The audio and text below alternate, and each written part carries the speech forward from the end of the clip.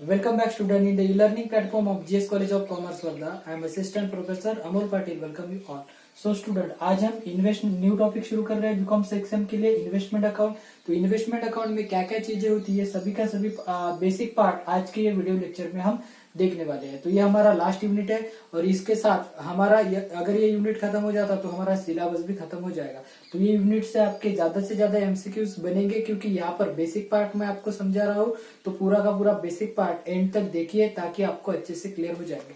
तो चलो हम वीडियो की तरफ बढ़ते, टॉपिक की तरफ बढ़ते। तो इन्वेस्टमेंट का मतलब होता है कि हमारे पास के जो एक्सेस मनी है वो एक्सेस मनी हम मतलब अपने पास के एक्सेस मनी दूसरे जगह हम क्या करते हैं, इन्वेस्ट करते हैं, उसको हम इन्वेस्टमेंट अकाउंट बोलते हैं। तो कौन सी चीजों में इन्वेस्ट करना चाहिए, उसका मीनिंग क्या होता है, उसके बाद कम इंटरेस्ट क्या होता है, एक्स इंटरेस्ट क्या होता है, एक्रूड इंटरेस्ट क्या होता है, ये सभी पार्ट आज के वीडियो में हम डिस्कस करेंगे। तो सबसे पहले इन्वेस्टमेंट करने के लिए हमें दो टाइप की इन्वेस्टमेंट हमारे पास होती है।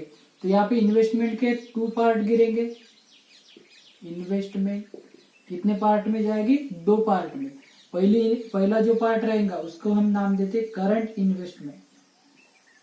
Current investment. और सेकंड नाम हमारे पास बनता है फिक्स, जिसको हम लॉन्ग टर्म इन्वेस्टमेंट कहते हैं। Long term investment. 2 तरीके की इन्वेस्टमेंट हमारे पास होती है। एक करंट इन्वेस्टमेंट जिसको हम शॉर्ट टर्म कहते हैं, शॉर्ट टर्म इन्वेस्टमेंट कहते हैं, और दूसरी लॉन्ग टर्म इन्वेस्टमेंट जो हमारे पास फिक्स रहती है, कुछ ड्यूरेशन के लिए वो क्या रहती है, फिक्स रहती है। इसको हम फिक्स इन्वेस्टमेंट भी कह सकते हैं, करंट इन्वेस्टमेंट कह सकते हैं या फिक्स इन्वेस्टमेंट कह सकते हैं। तो इन्वेस्टमेंट के बेसिक 2 पार्ट बनते हैं, करंट इन्वेस्टमेंट और लॉन्ग टर्म इन्वेस्टमेंट। तो करंट इन्वेस्टमेंट में हम जब भी बैलेंस शीट में अमाउंट शो करते हैं तो यहाँ पे हमारे पास 2 वैल्यू होते हैं। एक रहती है हमारी क्या, कॉस्ट प्राइस, जिसको हम कॉस्ट वैल्यू बोलेंगे। एक हमारे पास क्या रहती है, कॉस्ट वैल्यू, और दूसरी और में रहती क्या, तो कैपिटल प्राइस, जिसको हम मार्केट प्राइस कहते हैं। कैपिटल नहीं कहेंगे, मार्केट वैल्यू कहते हैं। और जब भी हमें बैलेंस शीट के अंदर शो करना रहता है तो यहाँ से क्या करते हैं हम, विच एवरेज लोअर जो वैल्यू है वो हम यहाँ पर शो करते हैं। यहाँ पे हमें कोई रिटर्न नहीं मिलता, रिटर्न का मीनिंग फिक्स अमाउंट कोई नहीं मिलती। अगर आप करंट इन्वेस्टमेंट है या ज्यादा से सेल करते हैं तो थोड़ा बहुत प्रॉफिट मिल जाता है। बट अगर लॉन्ग टर्म इन्वेस्टमेंट है तो लॉन्ग टर्म इन्वेस्टमेंट आप हमेशा कॉस्ट प्राइस पर ही शो करते हैं। वो हमेशा किस प्राइस पर दिखाते हैं, कॉस्ट वैल्यू पर ही बैलेंस शीट के अंदर शो करते हैं।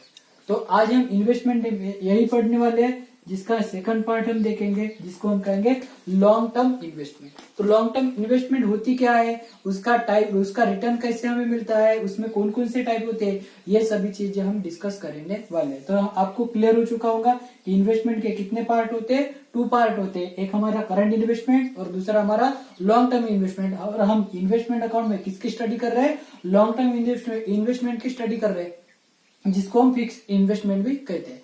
तो यही देखेंगे कि फिक्स इन्वेस्टमेंट जब होती है तो उसको हम किस वैल्यू में डिस्कस करते हैं, या उसके बाद हमारे सिक्योरिटीज है उसके कैसे टाइप पड़ते हैं, ये हम यहाँ पर देखने वाले हैं। तो करंट इन्वेस्टमेंट और लॉन्ग टर्म इन्वेस्टमेंट हमने देख लिया।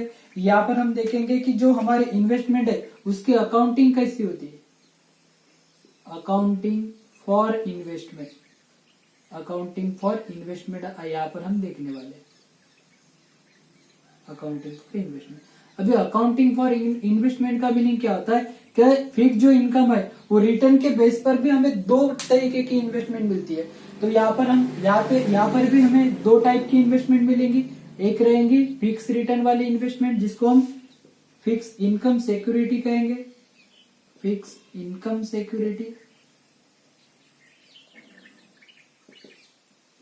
और दूसरी हमारी जो इन्वेस्टमेंट रहती है वो कौन सी रहती है, वेरिएबल, जिसको आप करंट भी कह सकते हैं, वेरिएबल इनकम सिक्योरिटी। मतलब 2 टाइप की सिक्योरिटीज हमारे पास रहती है, एक रहती है फिक्स और दूसरी रहती है वेरिएबल।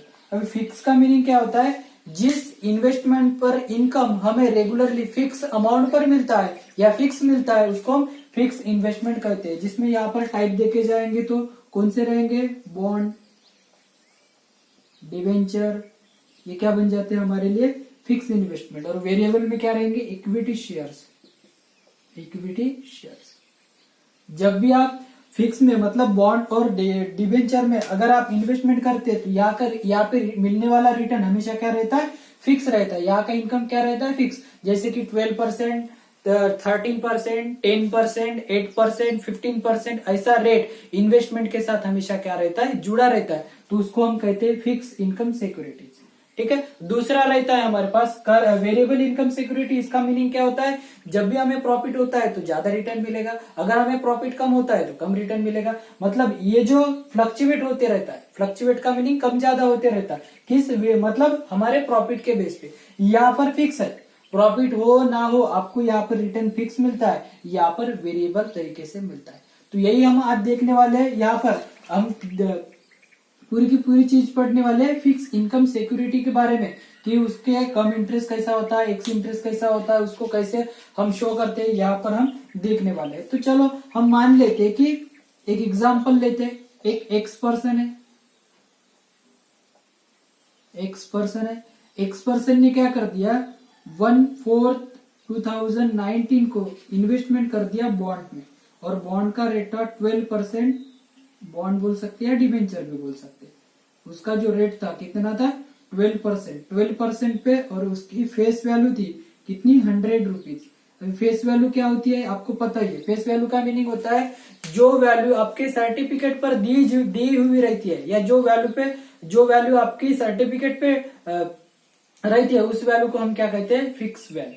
ठीक है। तो फिक्स, और हमें जो भी रिटर्न मिलता है वो फिक्स वैल्यू पर ही मिलता है। और दूसरी कौन सी रहती है, फ्लक्चुएट वाली रहती है। मार्केट प्राइस हमेशा चेंज होती रहती है, तो मार्केट प्राइस का उतना ज्यादा हमें ये नहीं करना पड़ता। हम पूरा का पूरा रिटर्न किस पे कैलकुलेट करते हैं, फिक्स वैल्यू पे कैलकुलेट करते हैं। अभी यहाँ पर लिख लिया कि हमने 12% डिबेंचर में इन्वेस्टमेंट की और उसकी फेस वैल्यू कितनी है, 100 रुपीज। मतलब इंटरेस्ट कितना रहेगा, इंटरेस्ट हम कैलकुलेट करेंगे।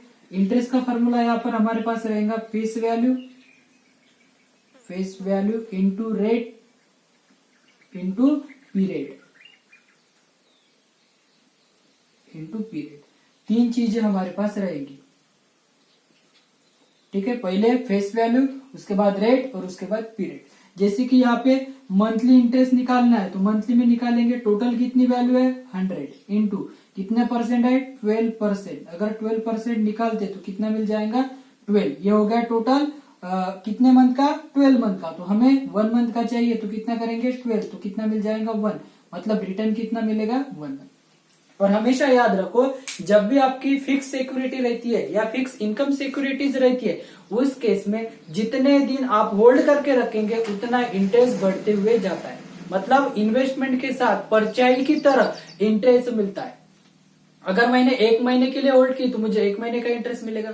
2 महीने के लिए प्रॉपर्टी होल्ड की तो 2 महीने के लिए मिलेगा। 3 महीने के लिए तो 3 महीने के लिए। वही एग्जांपल आज हम यहाँ पर समझने वाले कि मैंने बोला कि 1 अप्रैल 2019 को मैंने एक सिक्योरिटी परचेज की जिसका फेस वैल्यू कितना था, 100 रुपीज, और उसका जो रेट था कितना था, 12% पर एनम। तो मैंने पहले महीने मेरे पास रखी थी, कितना रिटर्न मिला, 1 रुपीज एड हो गया। दूसरे महीने भी रखा तो 1 रुपीज मिल गया, तीसरे महीने भी रखा तो भी 1 रुपीज मिल गया, और चौथे महीने भी रखा तो भी 1 रुपीज मिल गया। अब मुझे यहाँ पे इन्वेस्टमेंट क्या करनी है, सेल्स करनी है। जो हमने सिक्योरिटी या बॉन्ड परचेज किए थे वो मुझे यहाँ पर सेल करने हैं। अब हम जब सेल करेंगे तो कंपनी के पास गए और कंपनी को बोला कि हमने 4 महीने ये सिक्योरिटी हमारे पास होल्ड करके रखी थी, लाओ हमारे 4 महीने का इंटरेस्ट दो। कंपनी क्या कहती है, हम आपको 4 महीने का इंटरेस्ट नहीं दे सकते, क्योंकि हमारी जो पॉलिसी है हम 6 मंथ इंटरेस्ट, 6 मंथ के बाद ही इंटरेस्ट देते। अगर कल चल के कोई भी आएगा और हमें 1 महीने, 2 महीने या 2 दिन बाद हमें रिटर्न मांगेगा तो हम दे सकते क्या, नहीं। तो कंपनी की एक स्ट्रेटेजी रहती, वो फिक्स रहती। और कंपनी ने क्या बोला, हम तुम्हें कब इंटरेस्ट देंगे, तो 6 मंथ के बाद, मतलब अक्टूबर में हम तुम्हें इंटरेस्ट देंगे। ठीक है। एक्स ने क्या किया, एक्स पर्सन ने ये सिक्योरिटी वाई को बेचने का डिसाइड कर लिया, यहाँ पर सेल्स करने का डिसाइड कर लिया। बट वो सेल्स कब कर रहा है, 4 महीने बाद, और उसको इंटरेस्ट कब मिलेगा, 6 महीने बाद। इसका मतलब ये जो 4 महीने का इंटरेस्ट था वो किसका था, एक्स का था, और ये जो बचे हुए 2 महीने का इंटरेस्ट था वो किसको था, वाई को। कंपनी ने पहले ही क्लियर कर दिया, हम किसको इंटरेस्ट देंगे, जिसके पास सिक्योरिटी रहेगी, जिसके पास वो मतलब डिवेंचर रहेगा, उसको हम क्या करेंगे, इंटरेस्ट देंगे। अभी पूरा का पूरा 6 महीने का इंटरेस्ट किसको मिल रहा है, वाई को। तो हम बोलेंगे कि हमें भी इंटरेस्ट चाहिए। तो कंपनी का रूल क्या है, कंपनी क्या बोलती है, आप जब भी आपकी प्रॉपर्टी सेल्स करते हैं तो जितने महीने का इंटरेस्ट एक्रूड है वो आप प्लस करके बेच सकते हैं। मतलब यहाँ पर हमें जो वैल्यू निकालनी पड़ेगी वो कैसे निकलेंगे वैल्यू, तो इसके लिए हमें यहाँ पर क्या करना पड़ेगा, पहले तो फेस वैल्यू या जिसको आप बोलेंगे जो भी परचेज या सेल्स वैल्यू रहेंगे, जिस वैल्यू पर आपको उसको बेचना है वो वैल्यू, मतलब face value plus interest accrued plus total value.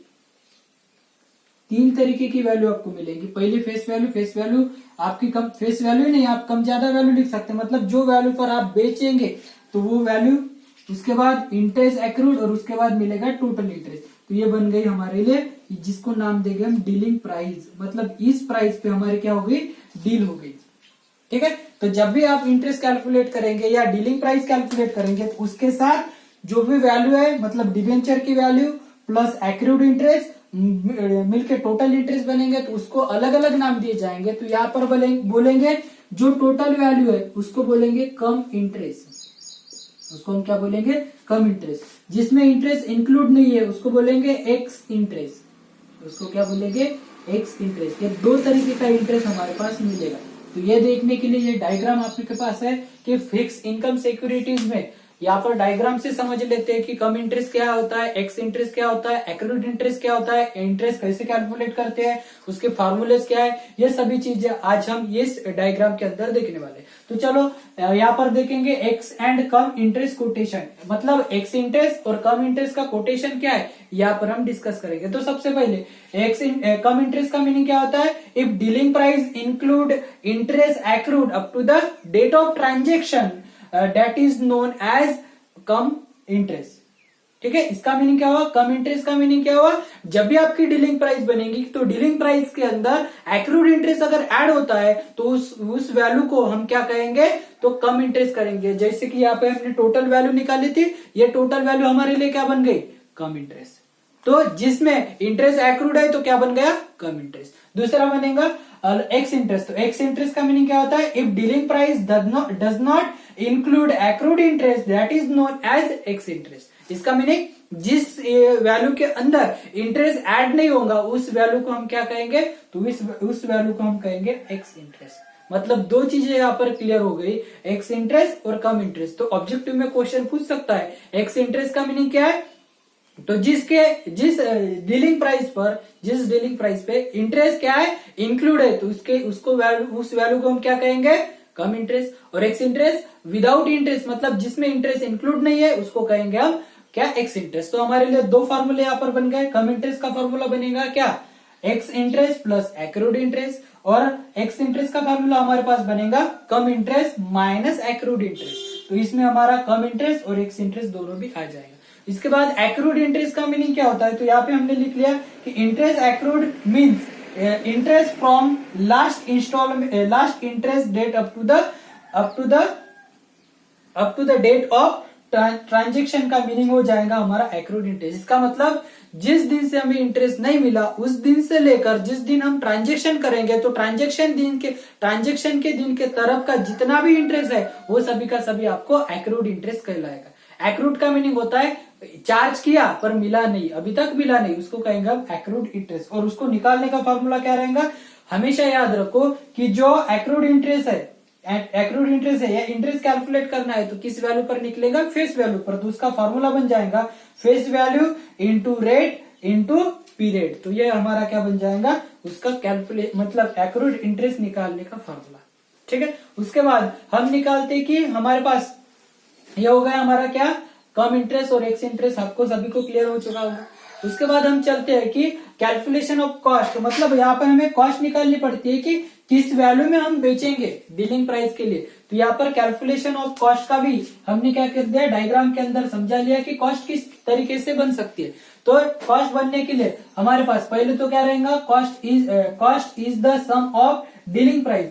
Cost का मीनिंग जो डीलिंग प्राइस रहेंगी उसमें क्या रह सकता है, एक्स इंटरेस्ट और कम इंटरेस्ट। मतलब जिस दिन हमारी डील हो गई बेचने की तो उसको कहेंगे हम क्या, मतलब डीलिंग प्राइस। डीलिंग प्राइस के अंदर कुछ चार्जेस लगते हैं, जैसे कि यहाँ पे टैक्सेस हो गए, उसके बाद कमीशन या ब्रोकरेज हो गया, लीगल एक्सपेंसेस हो गए, अदर एक्सपेंसेस हो गए, ये सभी चीजें ऐड करने के बाद जो निकलेंगी उसको कहेंगे हम कैपिटल कॉस्ट।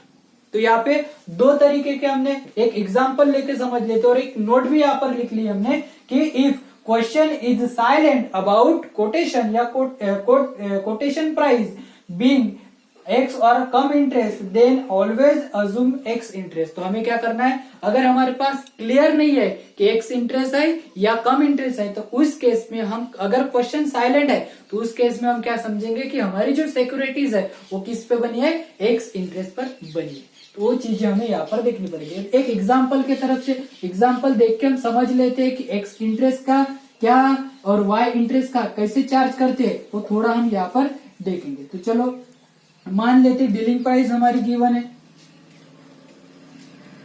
डीलिंग प्राइस हमारे पास गिवन है 105, जिसका ब्रैकेट में गिवन है कम इंटरेस्ट, किस वैल्यू पर गिवन है, कम इंटरेस्ट पर गिवन है। हमारे पास जो रेट है 12% पर एनम, और हमने 4 मंथ का हमें क्या कर दी थी, वो प्रॉपर्टी होल्ड करके रखी थी। ठीक है, तो इस केस में हमारी जो कैपिटल कॉस्ट निकलेंगी वो कितनी निकलेंगी, यहाँ पर हम देखने वाले। कैपिटल कॉस्ट क्या होती है ये सब भी हम डिस्कस करेंगे। तो पहले देखेंगे कि उसको कैसे कैलकुलेट करते हैं। तो पहले आएगी डीलिंग प्राइस, पहले क्या निकलेगी, डीलिंग प्राइस। कितनी है डीलिंग प्राइस, 105। उसके बाद ऐड हो जाएगा क्या, तो इंटरेस्ट या ब्रोकरेज या और कोई टैक्सेस वगैरह। तो मान लो हमारे पास ब्रोकरेज है 1 रुपीज, तो उसमें ऐड हो जाएगा ब्रोकरेज। ब्रोकरेज कितना है, ब्रोकरेज निकला 1 रुपीज, तो टोटल कितनी हो गई 106। उसमें हम क्या कर देंगे, इंटरेस्ट को माइनस कर देंगे, इंटरेस्ट को क्या कर देंगे, माइनस कर देंगे। इंटरेस्ट एक्रूड कितना है, 4 मंथ के लिए 12% पे 100 पर कितना हो जाएगा 4। तो हमारे लिए जो प्राइस मिलेंगी, कॉस्ट प्राइस या कैपिटल कॉस्ट हम उसको कहेंगे, कैपिटल कॉस्ट, कैपिटल कॉस्ट तो कितनी बन जाएंगी 102।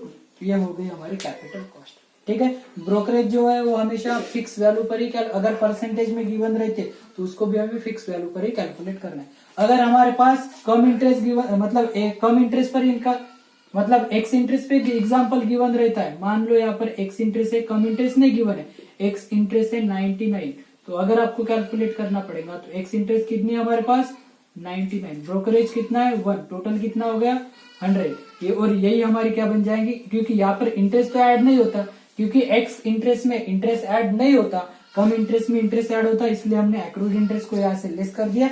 यहाँ से लेस नहीं होगा, नील रह जाएगा, मतलब हमारी प्राइस कितनी बन जाएगी 100, मतलब कैपिटल कॉस्ट कम इंटरेस्ट केस में कितनी हो गई 100। तो ये तरीके से आपको समझ लेना है। तो इस तरीके से हम एग्जाम्पल देखेंगे। आज बहुत सारी चीजें हमने यहाँ पर देख ली है और ये चीजें आपको एग्जाम में पूछ सकती है, जैसे कम इंटरेस्ट क्या होता है, एक्स इंटरेस्ट क्या होता है, एक्रूड इंटरेस्ट क्या होता है, उसका कैलकुलेट करने का फॉर्मूला क्या होता है। और यहाँ पे 1-2 चीजें और ध्यान में रखो कि अगर टैक्सेस, ब्रोकरेज, इसके कमीशन वगैरह, कमीशन इसके परसेंटेज अगर गिवन रहेंगे तो मोस्टली किस पर कैलकुलेट करेंगे, हम फेस वैल्यू के ऊपर कैलकुलेट करेंगे। इस तरीके से हमने पूरा का पूरा यहाँ पर बेसिक ले लिया। चलो एक बार फिर से आपको समझा देता हूँ एक्स इंटरेस्ट और कम इंटरेस्ट में डिफरेंस।